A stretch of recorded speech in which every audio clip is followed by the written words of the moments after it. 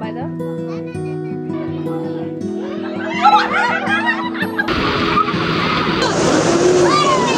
আসসালামু আলাইকুম, কেমন আছেন সবাই? আলহামদুলিল্লাহ আমরা সবাই ভালো আছি। ঈদের পরের দিন থেকে দাওয়াত যেন শেষই হচ্ছে না, প্রতিদিন একটা না একটা দাওয়াত থাকে।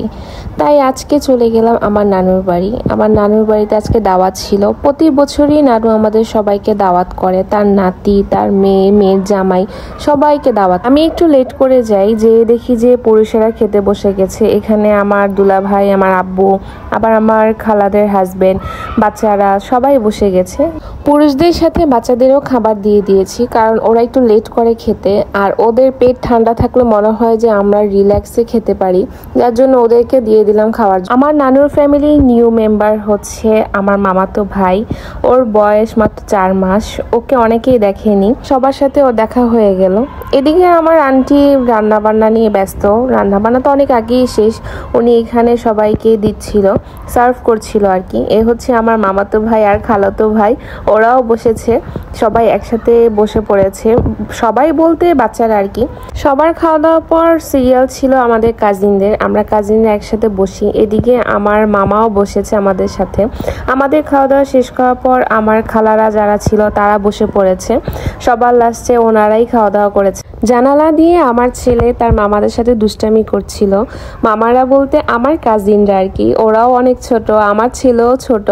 আর সবাই একসাথে হওয়াতে খুব মজা করছিল। এদিকে হচ্ছে আমার ফ্রেন্ডের মেয়ে এসেছে। ফ্রেন্ড বলতে আমার নানার বাড়িতে আমার সমবয়সী একজন আছে, ওর মেয়ে এসেছিল। আর এই সবার সাথে দেখা সাক্ষাৎ করে এবার আমরা খেলবো। আসলে বাচ্চারা খেলছিল, তখন আমি বললাম যে ঠিক আছে আমিও খেলবো। আমি খেলেছি, আমার বোন, আমার খালারাও কিন্তু আমাদের সাথে খেলাধুলা করেছিল। খুব মজা লেগেছে। আর এই খেলাধুলা করতে যে আমার সাথে ঘটে একটা অ্যাক্সিডেন্ট। আমি চরম লেভেলের ব্যথা পাই, খুবই খারাপভাবে ব্যথা পাই।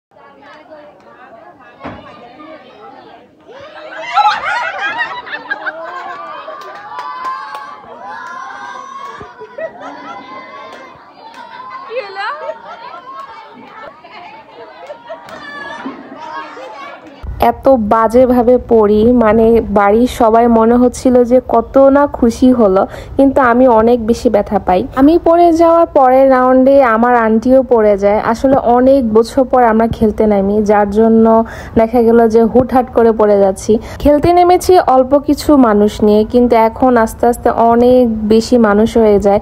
বাড়ির প্রত্যেকটা ছেলে মেয়ে মিলে আমরা খেলতে নামি, খুব বেশি আনন্দ করি আর অনেক বেশি এনজয় করা হয়। আর বাড়ির সবাই খুব এনজয় করেছে, কারণ এত বছর পর সবাই একসাথে এভাবে খেলছি। আরো বড়রা ছোটরা, এতদিন তো ছোটরা খেলতো, এখন তো আমরা বড়রাও খেলছি। দেখুন, এত বেশি ব্যথা পাওয়ার পরও আমি কিন্তু হাল ছাড়িনি, আমি আবার খেলতে নেমেছি। আর আমাদের টিমই উইন হয়েছে, আমরা উইন হয়ে দেখিয়েছি। কারণ যেভাবে পড়েছি ওইটা সত্য নিতে হবে। এর জন্য দেখা গেল যে আমি কোনো কিছু না তাকিয়ে আমার ব্যথা সব কিছু দূরে সরে দিয়ে আমি আবার খেলতে নামি।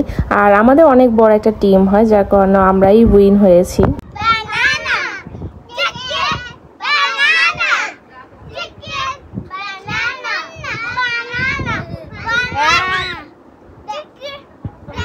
খেলাধুলা শেষ করে এদিকে আমরা মুড়ি মাখা খেতে বসি। নানু আমাদের জন্য মুড়ি মাখা দেয়, আর সবাই মিলে সেটা খুব মজা করে খাচ্ছি। আমাদের থেকে বেশি মজা করেছে বাচ্চারা। হঠাৎ করে দেখি আকাশটা পুরো মেঘলা হয়ে গেল, অনেক বজ্রপাত হচ্ছে আর প্রচন্ড পরিমাণে বাতাস। তা দেখে তো বাচ্চাদের আনন্দের শেষ নেই, এত বাতাস। আমার ছেলে মেয়ে এখানে তো অনেক বেশি আনন্দ করছিল, সাথে আমার বোনের মেয়ে আরো অনেকেই ছিল, আমার কাজিনরা অনেকেই ছিল, খুব আনন্দ পাচ্ছিল তারা। আর এবারের মতন আনন্দ তারা আর মনে হয় কোথাও পায়নি। তার মধ্যে হঠাৎ ঝুম বৃষ্টি, এত পরিমাণে বৃষ্টি শুরু হলো হঠাৎ করে। আমরা তো সবাই ফোন বের করে শুধু ভিডিও করছি, এদিকে অনেক ভিডিও করলাম, আবার দেখা গেল একটু একটু করে ভিজেছিও। আমার বোনের মেয়ে তো পুরাই ভিজে ফেলেছে, কারণ সে বৃষ্টি দেখে সে আর লোভ সামলাতে পারেনি, নিজেকে কন্ট্রোল করতে পারেনি, ও সম্পূর্ণ ভিজে গেল। আর প্রচন্ড পরিমাণে বৃষ্টি হয়েছে, এত পরিমাণে ভালো লাগছিল। আর টিনের চালের মধ্যে যখন বৃষ্টির পানিগুলো পড়ছিল, এত ভালো লাগছে। আসলে নানুর বাড়ির মজাটাই আলাদা, খুব মজা লাগছিল সেদিন। এদিকে আমার কাজিন একটা লেজার লাইট নিয়ে আসে, সেটা দিয়ে আমরা একটু দুষ্টামি করছিলাম বৃষ্টির মধ্যে আর কি, সেটা লাইট করছিলাম আর কি, খুব ভালো লাগছিল। আসলে নানুর বাড়ি আসলে খুবই মজার, আর এত বছর পর মনে হচ্ছে যে একদম তৃপ্তি পেলাম সেদিন থেকে, খুব ভালো লেগেছে। কিছুক্ষণ পর শুরু হয়ে গেল সালামি পর্ব। এদিকে সবগুলো বাচ্চা একসাথে জড়ো হয়েছে, সবাইকে সালামি দেওয়া হবে, বড়রা যারা আছে সবাই বাচ্চাকে সালামি দিবে আর কি। এদিকে আমার মেয়ে ফোন নিয়ে ভিডিও করছিল, ও সবার ভিডিও ক্যাপচার করছিল, আমি একটু ভিতরে বিজি ছিলাম। আমরা কিছুক্ষণ পর চলে যাব, যার কারণে ওর হাতেই ফোন ছিল, ও সবার ভিডিও নিচ্ছিল। আসলে প্রত্যেকটা বাচ্চা খুব এনজয় করেছে। আমার ছেলে তো পরের দিন সকালবেলা ঘুম থেকে উঠে বলছে যে চলো বড় মার বাসায় যাব। আমার নানুকে সে বড় মা বলে, তো বড় মার বাসায় যাব। তা আমি বললাম যে হ্যাঁ যাব, অন্য একদিন যাব। আসলে খুব ভালো লেগেছে। আর নানুর বাড়ি হচ্ছে বেস্ট, আমার কাছে মনে হয় খুবই এনজয় করি আমরা নানুর বাড়িতে।